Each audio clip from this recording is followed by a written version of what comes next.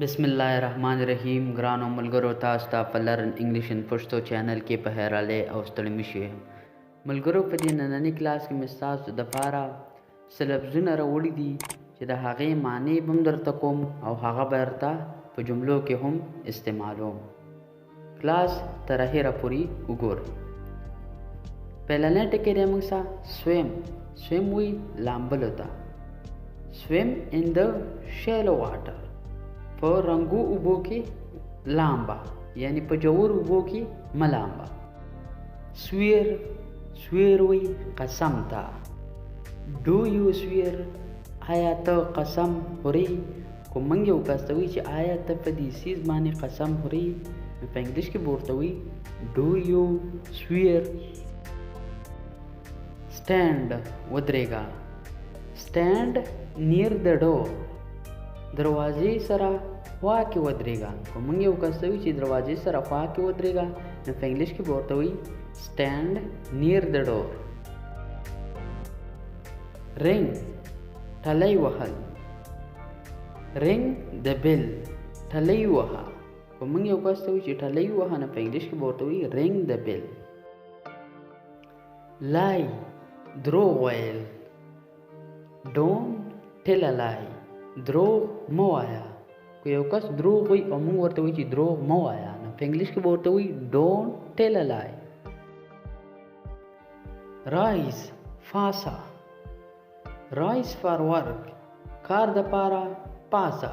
که موږ یو کس ته وایي چې کار دپاره پاسه نو په انګلیش کې به ورته وایي rise for work.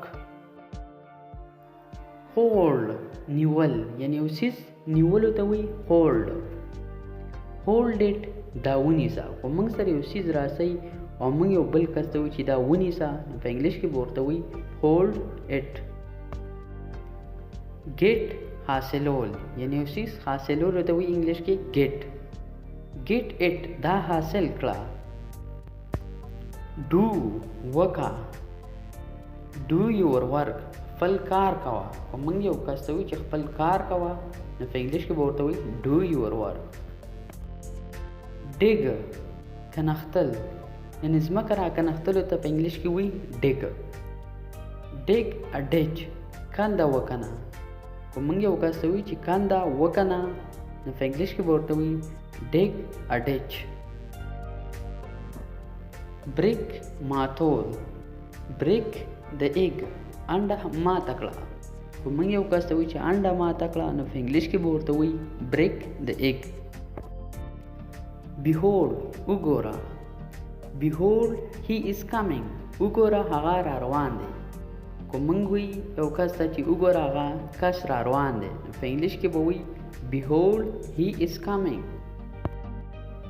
beat وهل. don't beat children ماشومان مه وهئ. که موږ یو کس ته وایي چې ماشومان مه وهئ نو په انګلیش کې به ورته وایي don't beat children. begin شروع. begin وایي شروع کولو ته یعنې یو کار شروع کولو ته وایي begin.